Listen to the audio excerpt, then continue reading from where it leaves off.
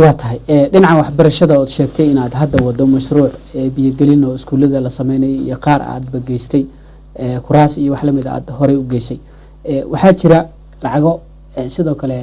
loogu talagalay inay bixiyaan wadanayaasha ama MCS-ka ama county government-iga iyo dhamaan xildhibaanada sidoo kale ayagana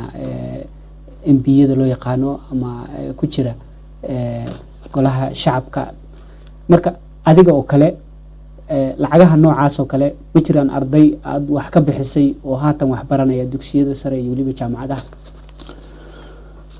taasito muddo waxbarashada waqtiga anaga aan soo galnaan imaanay Bazari horta Wajir County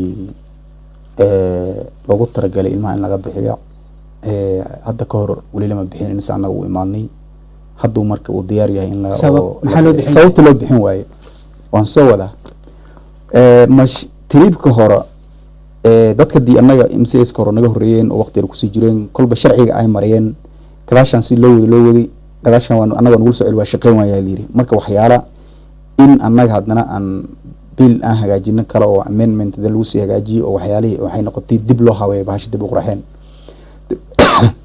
dib u qurxeenkii waqti bay qaadatay hadii waad garanaysaa wax la yiri hadii la yiraahdo sharciga la hagaajina sharciga marka waxa la rabaa sharci oo sustainable oo jooga kara masla laakiin sharci markii sida hadda kii hor ahaan soo noqday marka oo dib u keenay Wajir oo inta la eeg xogaho anaga waan xandahnay bal wax walba nagu qaadatay time waxay noqotaba time walba nagu qaatay bal sharciga aan iska sugno hadda Bazari waa diyaar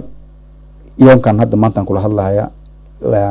His Excellency Governor oo laga soo doortay Governor ka Wajir Maxamed Abdi Mahmoud oo launch gareynaya maanta madina launch gareey waxa ka dambeeyay